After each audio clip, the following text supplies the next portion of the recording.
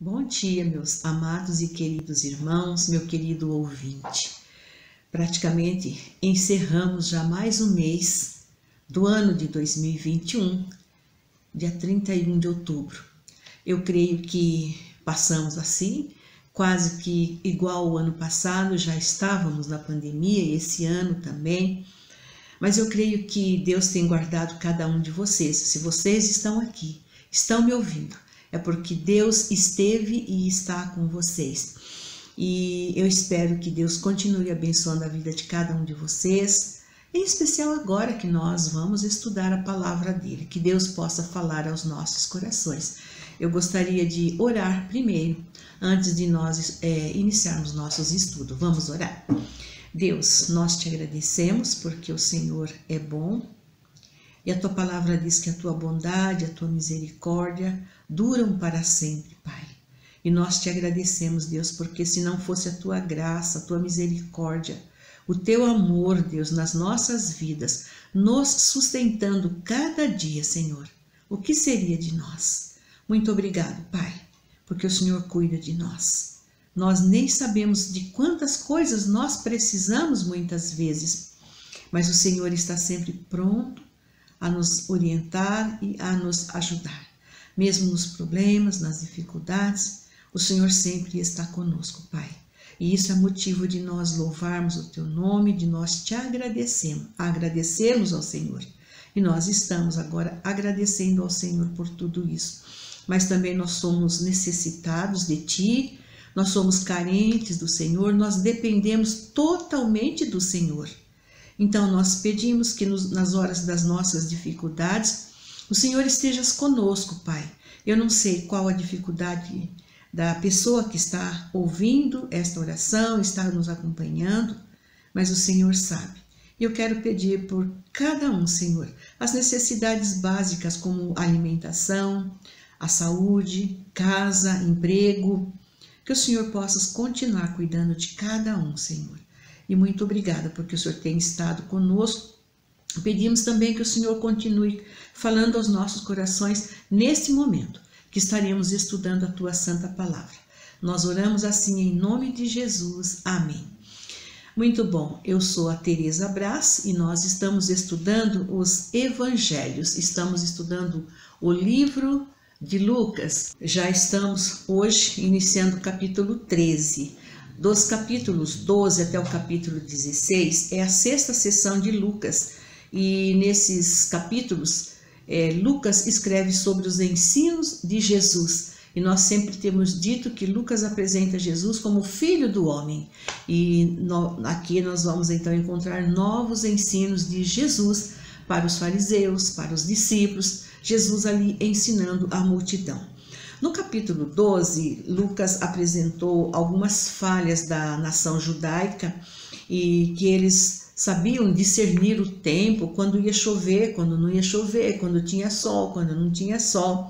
Mas Jesus fala para eles que com relação aos assuntos espirituais, eles parece que não reconheciam, não viviam como hipócritas, sabiam, mas fingiam que não sabiam que o Messias tinha chegado, que Jesus era o Messias, Jesus era o Filho do homem. Então aqui no capítulo 13, dos versículos de 1 a 9, Deus, através do evangelista Lucas, ele chama Israel ao arrependimento.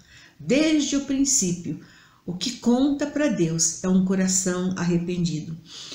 Jesus então fala sobre duas calamidades nacionais ali em Israel. A primeira foi o massacre de alguns judeus galileus. Eram galileus porque eles moravam na Galileia e eles foram a Jerusalém para adorar. Mas Pilatos, que na época era o governador da Judéia, ele ordenou que aqueles judeus que foram ali a Jerusalém para adorar, que eles fossem mortos, enquanto eles estavam ali oferecendo sacrifício, oferecendo o culto deles a Jeová. Pilatos ordenou que eles fossem mortos. Os judeus que moravam em Jerusalém, eles acusavam os judeus que eram da Galileia, dizendo que eles viviam cometendo pecados gravíssimos, terríveis, e que eles deveriam morrer. Como diz, bem feito para eles, né? Para esse massacre, morreram porque eles estavam em pecado. E eles achavam, os judeus ali de Jerusalém, achavam que somente a morte poderia então aplacar, ou seja, diminuir, tirar a ira de Deus sobre aqueles judeus pecadores. Mas o Senhor Jesus aqui, ele deixa bem claro que o arrependimento de qualquer pecado é o melhor caminho. Podemos ver no versículo 3 o que está escrito: antes, se não vos arrependerdes, todos de igual modo perecereis. Não era só os judeus da Galileia ou só os judeus de Jerusalém, mas todos, se não se arrepender, perecereis. Isso foi naquela época e também é válido para nós hoje, em qualquer época, em qualquer lugar, em qualquer situação. O arrependimento conta ponto para Deus. O arrependimento dos nossos pecados é primordial para termos um bom relacionamento, uma boa comunhão com Deus. Sabemos que são os nossos pecados que nos separam de Deus. E se nós estivermos com pecado, nós não podemos ter comunhão com Deus. João, ele fala sobre isso. Se nós andarmos na luz, se nós estivermos com a luz que é Jesus Cristo, nós podemos ter comunhão com Deus, com Jesus Cristo, seu Filho, porque o sangue de Jesus Cristo é que nos purifica de todo o pecado. Aí a segunda calamidade que Lucas apresenta aqui nos versículos 4 e 5 foi um colapso ali da torre de Siloé, que causou também a morte de 18 pessoas. O que Jesus então queria ensinar com essas duas calamidades, essas duas catástrofes que aconteceu ali?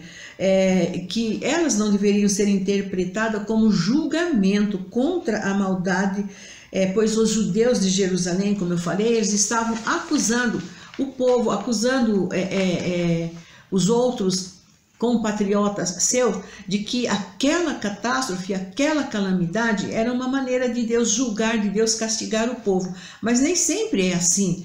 Pelo contrário, Deus, na sua infinita paciência e misericórdia, ele sempre avisa o homem, ele sempre dá um aviso para o homem. O que o Senhor então esperava naquela ocasião e também agora, como eu disse, é o arrependimento. Naquela ocasião, o arrependimento da nação judaica. E hoje, o tempo que nós estamos vivendo, para nós também, é o tempo, o arrependimento que conta ponto. Essas duas tragédias foram inseridas aqui para aviso dos judeus, que se eles não se arrependessem, todos de igual modo pereceriam. Hoje, o evangelho também está sendo pregado. O Filho do Homem que veio buscar e salvar o que se havia perdido é o tema do Evangelho de Lucas, como nós falamos, e está disponível a todos. Hoje, Jesus é o Salvador, mas logo ele virá como juiz. Aí não haverá tempo, na hora do julgamento, de a pessoa se arrepender. Então é agora o momento do arrependimento, para nós voltarmos para Deus, porque esse tempo vai acabar. Nos capítulos seguintes, aqui no capítulo 13, versos 6 a 9, Lucas escreve sobre a parábola da figueira, a figueira estéril, e essa figueira era Israel. Deus, o dono da vinha, Deus, o dono do mundo, de tudo, de todas as coisas, ele plantou essa vinha, ou ele criou a nação de Israel, e ele esperava que Israel desse fruto. Mas passaram-se 3 anos, quando ele veio aqui instalar o seu ministério, ele não encontrou fruto nesses 3 anos. Esses 3 anos foi o primeiro período do ministério de Jesus. Ele conhecia Jesus, então ele sabia, ele conhecia a mente do Pai. Então nesse primeiro período ele não encontrou fruto, e aí então o Pai ordenou que aquela figueira fosse cortada, fosse podada, tirada daquele lugar para dar espaço para outros grupos, outras figueiras fossem plantadas para que elas pudessem produzir frutos.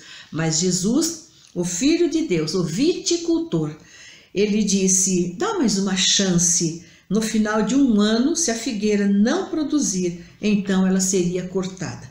Nós sabemos, como no início do ministério de Jesus, que foi de 4 anos, que Israel rejeitou Jesus. E aqui então, nesse mais 1 ano, Israel definitivamente rejeitou a Jesus e crucificou Jesus.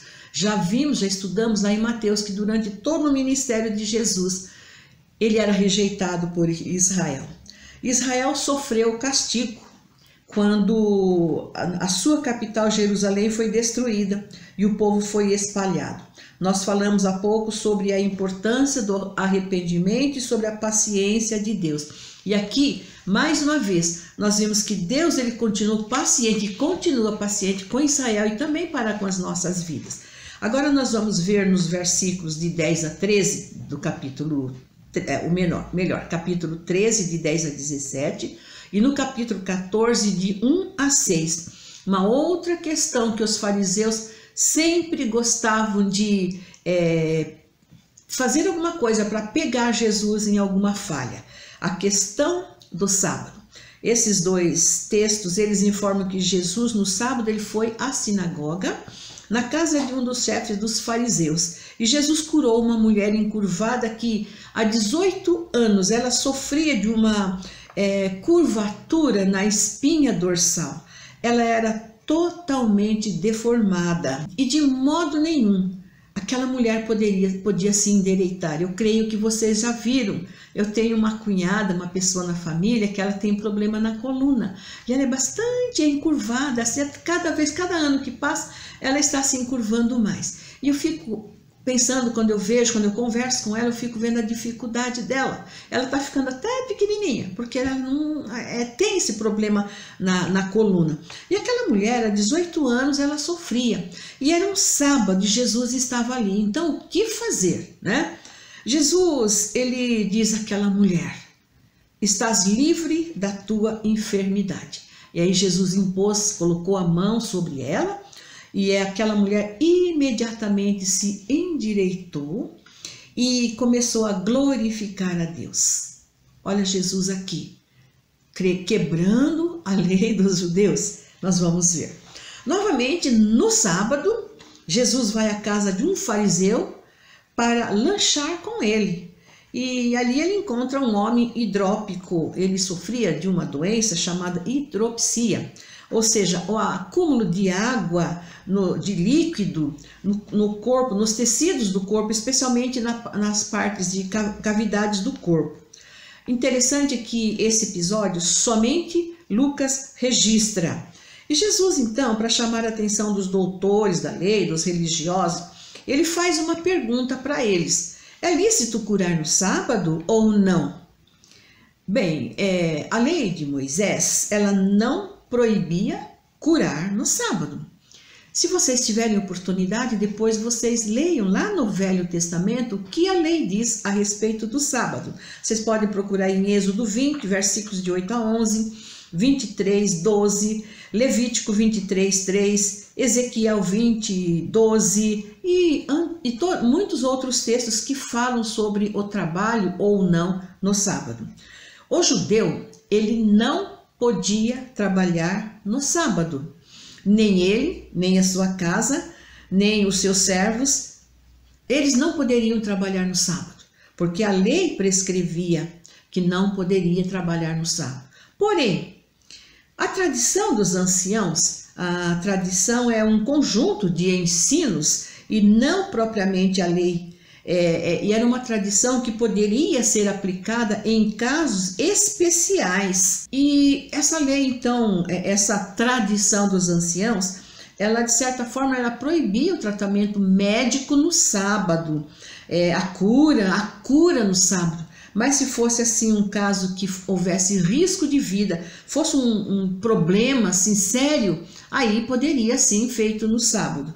E para Jesus, aquele problema daquela mulher era um problema grave, por isso ele curou no sábado. Diante da pergunta de Jesus, os líderes religiosos eles ficaram calados, porque a tradição não era lei.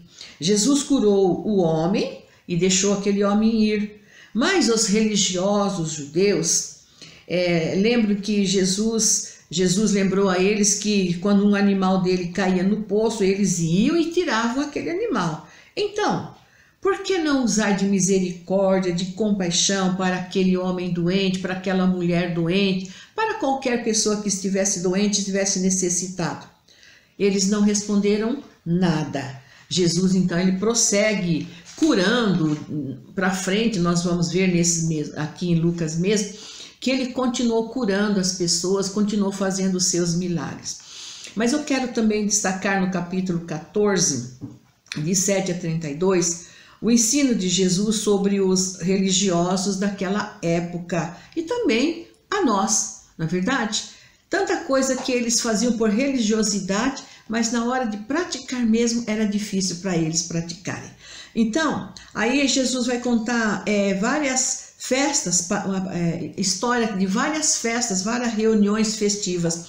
E aí então ele fala de um lá que os convidados chegavam, eles eram assim ambiciosos, eram egoístas e escolhiam sempre os primeiros lugares, os lugares mais próximos da mesa para serem servidos mais rápidos, possivelmente para comer logo, comer primeiro as comidas melhores. Então eles escolhiam sempre os primeiros lugares ali. E Jesus fala para eles, olha, vocês devem escolher os últimos lugares.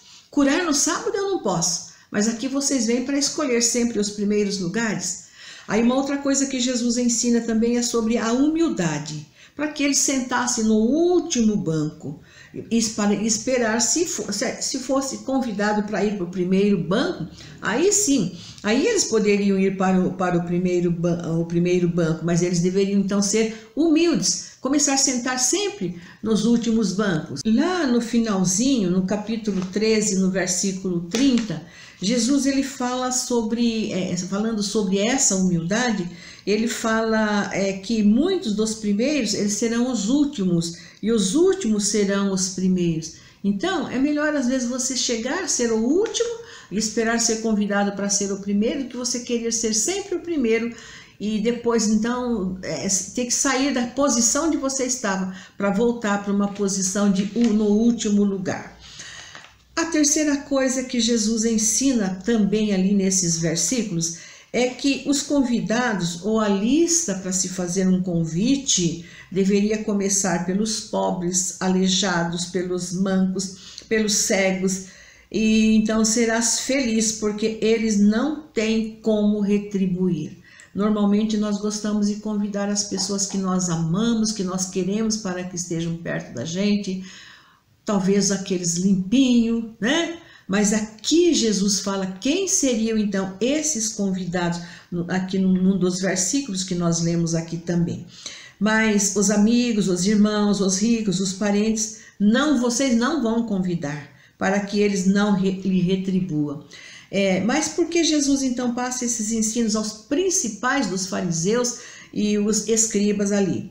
Porque é a terceira vez que Jesus então está registrando aqui que ele aceitava jantar na casa do fariseu. Se vocês perceberem, várias vezes nós lemos, pelo menos 3 vezes, aqui em Lucas, que Jesus ele estava sempre com pecadores, porque uma das críticas também dos fariseus e dos escribas, é porque se Jesus era o Filho de Deus, se Jesus é santo, por que ele come com pecadores? Por que ele está curando uma mulher pecadora? Uma mulher prostituta. Várias vezes nós percebemos isso. E aqui então, por exemplo, a primeira vez que fala que Jesus esteve com hipócrita, quem eram os hipócritas, né? As pessoas hipócritas, quem eram? Os fariseus, que falavam, mas não faziam aquilo que ele falava. Então, a primeira vez que Jesus esteve na casa de um fariseu, nós encontramos em Lucas 7,36. A segunda vez em Lucas 11,37. A terceira vez, aqui onde nós estamos lendo, né? Nós vemos aqui no versículo 14, versículo 1. E aí, então, ali talvez em todas essas ocasiões, talvez fosse uma festa muito importante, muito bonita, Jesus sendo convidado para estar ali. Mas ele então deixou bem claro que a sua missão, se ele estava com pecadores, nós vemos que Jesus, em sua missão, ele não faz exclusão das pessoas, mas ele faz uma inclusão. Ele inclui ricos, pobres, cultos, incultos, todos os povos. O compromisso de Jesus é com a vida humana.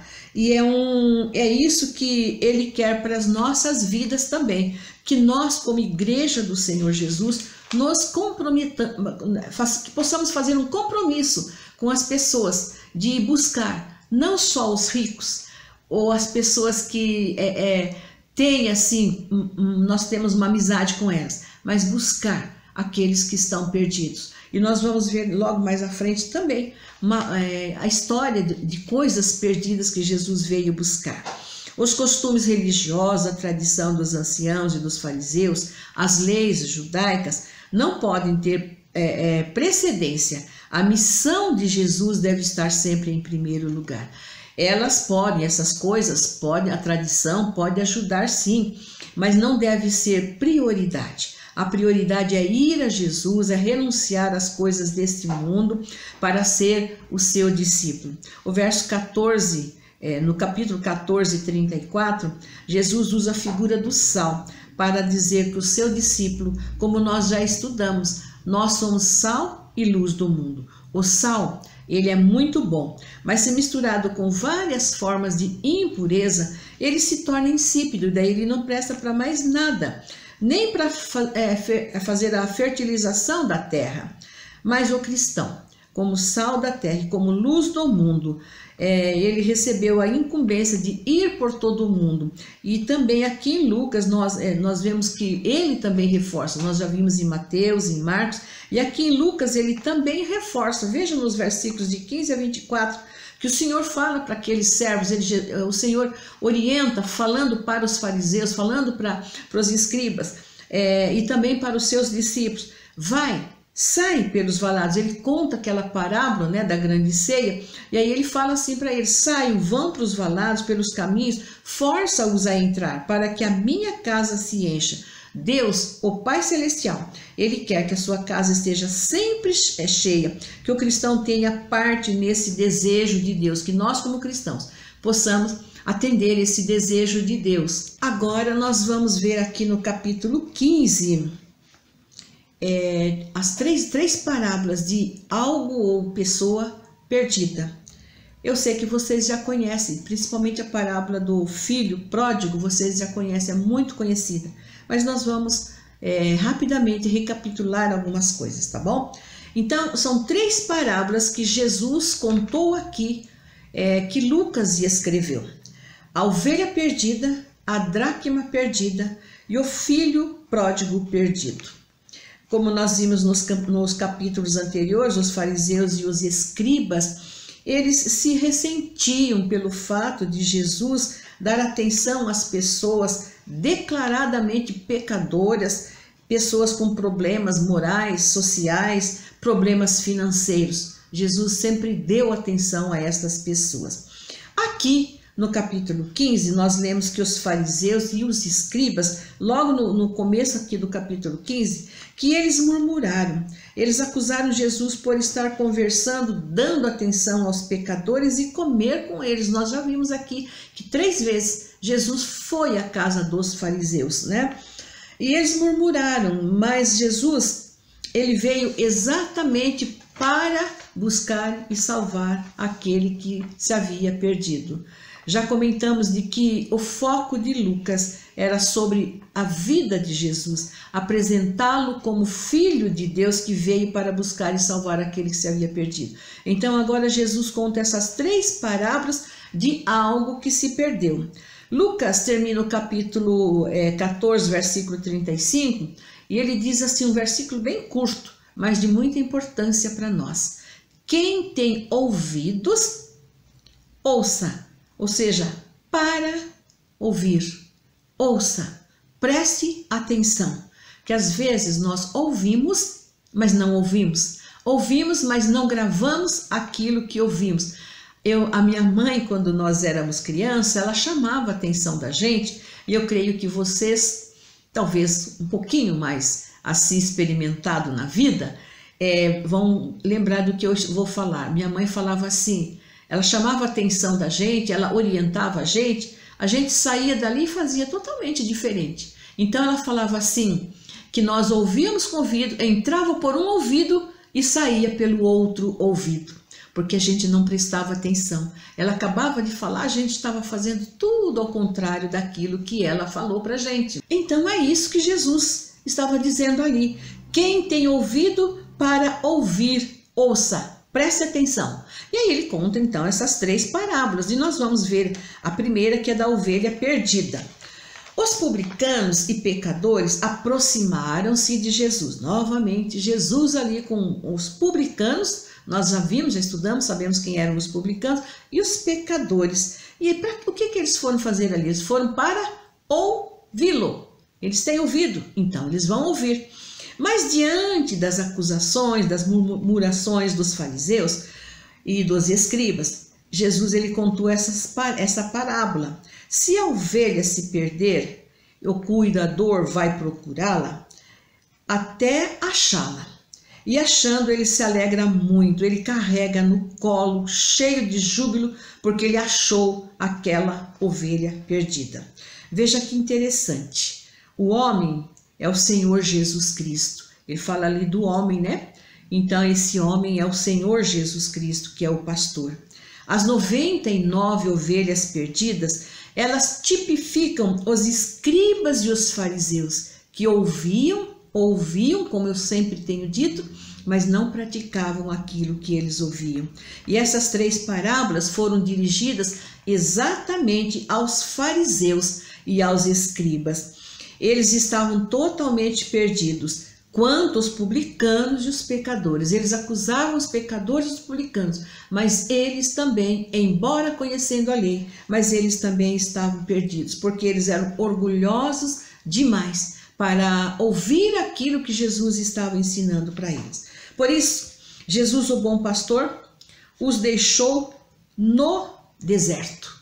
Ele deixou Israel ali no deserto, vamos dizer assim, esquecido por um tempo, né?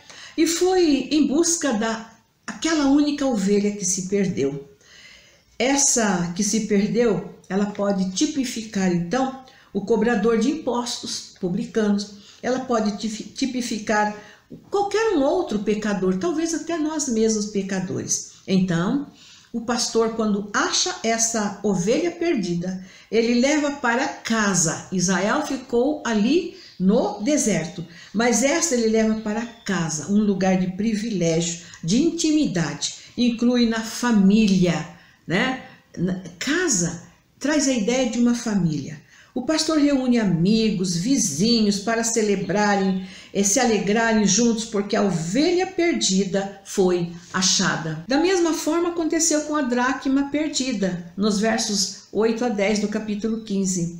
A mulher perdeu a dracma e daí ela começou a procurar, ela procurou com diligência até encontrá-la. No caso da ovelha perdida, ela se perdeu por conta própria, ela se extraviou. Agora, aqui no caso da dracma, era um objeto, era uma moeda que correspondia a um dia do trabalho, um dia de um trabalho de um homem, né? E isso, então, nos leva a pensar que essa moeda, ela pode bem tipificar a vida do pecador que está morto e perdido em seus pecados. Mas a mulher, que nós podemos imaginar que ela representa a igreja, né? Nós somos a igreja do Senhor Jesus, nós temos a incumbência de buscar aquele que se perdeu, ou talvez até mesmo o Espírito Santo. Essa moeda pode tipificar o Espírito Santo, faz todo o esforço para buscar o Espírito Santo, ele com gemido inexprimível, ele tenta trazer o pecador, ele tenta convencer o pecador para receber Jesus Cristo. E a igreja, nós, a igreja cristã, também fazemos isso. Nós anunciamos a palavra de Deus, nós gostaríamos que o mundo inteiro recebesse Jesus, porque nós sabemos que Jesus é o único caminho, Jesus é a única esperança. E nós, como igreja do Senhor Jesus Cristo, como luz, como cristãos, nós estamos a varrer a casa, a procurar esta dracma perdida para trazer para o Senhor Jesus Cristo. O Espírito Santo, Jesus, eles são a água viva que corre no interior do homem para lavar, para limpar o coração do homem, preparando-o para receber Jesus Cristo, preparando-o para receber o Espírito Santo. Depois, então, de todo o esforço daquela mulher, ela achou a dracma. E então, ela se alegrou com suas amigas, com os vizinhos, e essa dracma trouxe mais alegria para ela do que as 9 que foram perdidas. Da mesma forma, as ovelhas, 99, ficaram ali no deserto, mas aquela que se perdeu, quando foi achada, foi uma grande festa. Agora nós vamos ver a parábola do filho pródigo, que está nos versículos de 11 a 32. Eu creio que vocês já conhecem muito, mas nós vamos ver rapidamente essa parábola. O que é pródigo? O filho pródigo. Pródigo é a pessoa que não tem domínio próprio para gastar os seus recursos. Ele não sabe administrar os seus recursos, os seus bens. É uma pessoa esbanjadora. Por isso que o título dessa parábola é o filho pródigo. É bem mais semelhante a essas duas parábolas anteriores e é também bem conhecida, como nós estamos falando. Nós estamos estudando então os ensinos de Jesus que se referem aos escribas e fariseus, Jesus ensinando a eles, Jesus tentando convencê-los, tentando fazer com que eles se arrependessem.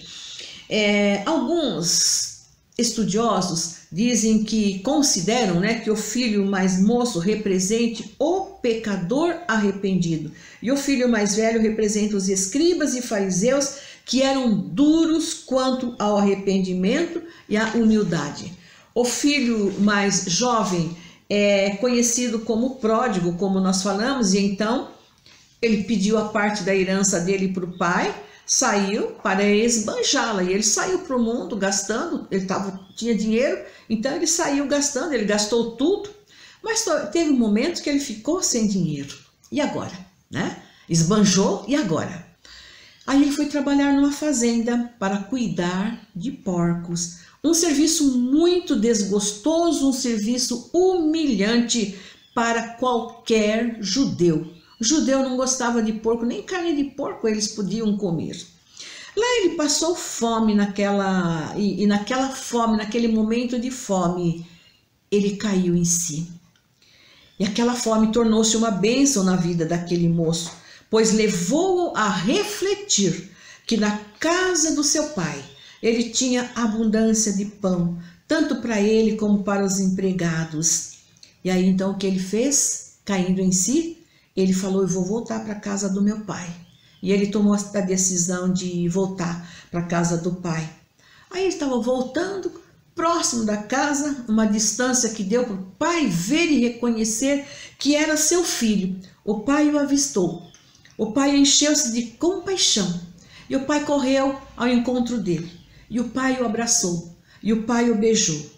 Então, gente, para mim essa parábola, ela é uma das parábolas mais lindas de Lucas, porque ela trata de uma situação muito especial. O momento em que dá o encontro desse pai com aquele filho. Um momento sublime. Esse é o momento quando o ser humano ele pode encontrar-se com Deus, o autor da vida física e o autor da vida espiritual por meio de Jesus Cristo, seu Filho. Eu creio, para mim, foi o momento mais sublime, quando eu pude encontrar com Jesus Cristo, encontrar com meu Pai e ter essa convicção de que Deus é o meu Pai. Por meio de Jesus Cristo, pelo poder do Espírito Santo, eu fui transformada e eu voltei para a casa do Pai. E eu quero permanecer na casa do Pai enquanto eu estiver aqui e quando eu partir desse mundo para a eternidade. Então, essa parábola é uma parábola muito linda, mas nós precisamos vivê-la. Os fariseus, eles não viviam essa palavra. É assim que age conosco, pois nós somos pródigos. Por quê? Enquanto nós estamos no mundo, enquanto o homem, antes dele conhecer a Deus como seu Pai, como seu Senhor, como seu Salvador, ele é um pródigo. Ele gasta a sua vida em coisas fúteis deste mundo.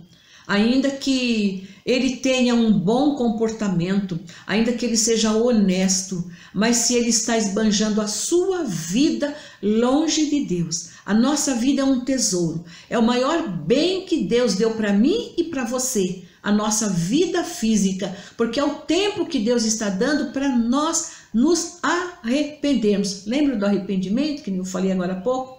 Os fariseus, eles não aproveitaram, não digo todos, mas eu creio que muitos deles não aproveitaram esse arrependimento para voltar para Jesus Cristo. Então, a nossa vida é um presente de Deus e nós deveríamos gastá-la, usá-la para honrar, adorar e glorificar o nosso Deus. Porque enquanto nós não voltamos, nós somos pródigos, nós estamos gastando a nossa vida em coisas fúteis. Deus, ele não se envergonhou, ou ele não se envergonha, a exemplo daquele pai. Ele saiu correndo, ele não perguntou, nossa, será que meu filho está voltando? Talvez ele nem soubesse por onde o filho andou. Como é que meu filho está? Será que realmente é meu filho? Mas ele correu ao encontro daquele filho e ele abraçou aquele filho. Deus também, ele não se envergonha de ver o homem pecador voltando-se para ele, chegando-se a ele. Talvez o homem possa até chegar meio envergonhado. A exemplo daquele filho, talvez ele chegou ali cheirando as bolotas de porcos. Talvez ele chegou esfarrapado, sujo, doente. Não sei como ele chegou, mas aquele pai foi ao encontro dele e o abraçou. Então não importa o estado que nós estejamos como pecador, quando nós nos arrependemos e nós voltamos para Deus, Deus, ele vai ao encontro do homem e ele abraça esse homem. Quando aquele filho começou a falar para o pai, explicar a vida dele, falou, pai, aquele pai já interrompeu, falou, não, meu filho, calma aí. E aquele pai então preparou uma festa para ele, todos se alegraram, todos cantaram, todos glorificaram ali a Deus, porque aquele filho que tinha se perdido, ele foi restaurado. A alegria quando um filho volta para o pai. Creio que vocês perceberam que essas três parábolas, elas falam de alegria, por achar aquilo que foi perdido, a ovelha perdida, a dracma perdida e o filho perdido. Essa alegria é uma alegria duradoura, pois também há alegria ainda maior por um pecador que se arrepende, por um pecador que volta para o Senhor. Aquele filho mais velho representa os escribas e fariseus que se ressentiam quando Jesus comia e bebia com os pecadores. Mas Jesus sempre mostrou compaixão e misericórdia pelos doentes, pelos pobres, pelos necessitados. Os fariseus, eles não se conformavam, mas Jesus, ele fez isso e faz isso por nós. Nós percebemos que o filho mais velho também, ele não se conformou com a atitude do pai. Ele foi consumido por um ressentimento, por uma raiva ciumenta, porque o seu comportamento então ali, diante daquela festa, de tudo que estava acontecendo, foi desleal. Parece que a atitude dos fariseus, onde há um coração de fariseu, Deus não pode entrar. Os fariseus alegavam que faziam tudo certinho, que eles eram obedientes às leis, mas eles deixavam a desejar. Da mesma forma, esse filho mais velho, ele agiu. Ele alegou que fez tudo certinho, religiosamente, ele obedecia ao pai, porém, nunca foi aplaudido, nunca foi recompensado. Nem um cabrito o pai havia matado para ele. O pai, ele ganhou do pai como recompensa por ele obedecer, por ele não sair de casa, por ele não esbanjar a riqueza do pai. Ainda ele fala assim para o pai, mas teu filho esbanjador, como ele poderia dizer meu irmão mais novo, mas ele disse teu filho. Ele não quis nem se referir que era o irmão dele, aquele esbanjador. Tu mataste o bezerro cevado. Mas a resposta do pai mostra que aquele filho perdido e morto, aquele filho ingrato, irreconciliado, não há festa nem alegria, mas sim para aquele filho que se arrepende, aquele filho que volta. O pai se entristece quando o filho é obstinado. Assim é com Deus também. Para com Deus também, o que ele quer é um coração arrependido, contrito, e para voltar e para buscá-lo, assim como fez o filho mais novo. Então, nós, diante desta parábola, nós possamos, nessas três parábolas, que fala de objeto perdido, em especial o do filho pródigo perdido, que nós possamos pensar. Nós estamos vivendo tempos difíceis, não sabemos como vai ser. Nós deitamos muitas vezes e não sabemos se amanhã nós vamos continuar na pandemia ou não. Então é tempo de nós buscarmos a Deus. É tempo de nós, então, ser como o filho mais novo, voltarmos para Deus. Porque com Deus nós estamos seguros. Jesus, ele é a nossa esperança. Deus é a nossa única esperança. Vamos continuar confiando em Deus. Mesmo que essa pandemia continue em 2022, que já 2 anos praticamente, né? Vamos permanecer firme com o nosso Deus, tá bom? Que Deus nos abençoe, um bom domingo para todos vocês e domingo que vem nós encontraremos. Já estamos nos reunindo na nossa sala. Quem puder e quiser ir, nós já estamos reunindo às 9 horas, tá bom? Bom domingo para todos vocês.